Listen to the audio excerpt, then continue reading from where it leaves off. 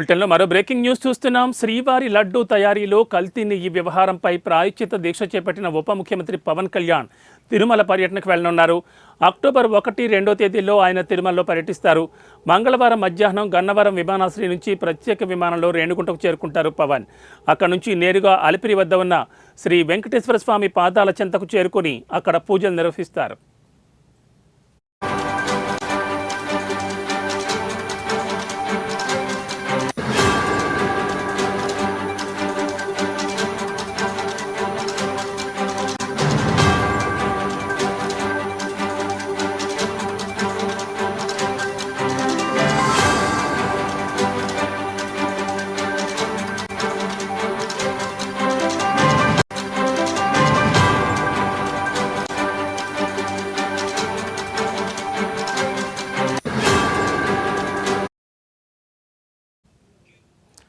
అనంతరం మెట్ల మార్గంలో తిరుమల కొండ ఎక్కనున్నారు పవన్. రాత్రి 9 గంటలకు కొండపైకి చేరుకుని రాత్రికి అక్కడే బస చేస్తారు.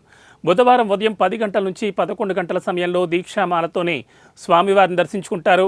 అనంతరం లడ్డూ ప్రసాద విక్రయ కేంద్రాన్ని కూడా తనిఖీ చేస్తారు. అక్కడి నుంచి వెంగమాంబ అన్నదాన సత్రానికి చేరుకుని భక్తులకు అందించి అన్నప్రసాదాలను పరిశీలిస్తారు. అనంతరం టీటీడీ అధికారులతో సమావేశం నిర్వహిస్తారు. బుధవారం రాత్రి కూడా కొండపైనే బస చేయనున్నారు పవన్. ఆయన చేపట్టిన ప్రాయశ్చిత్త దీక్ష గురువారానికి పూర్తవుతుంది. దీక్ష విరమణ అనంతరం గురువారం సాయంత్రం 4 గంటలకు కొండ కిందకు చేరుకుంటారు. తిరుపతి నగరంలో ఏర్పాటు చేసిన వారాహి సభలో పాల్గొంటారు. అనంతరం విజయవాడకు తిరిగి ప్రయాణమవుతారు.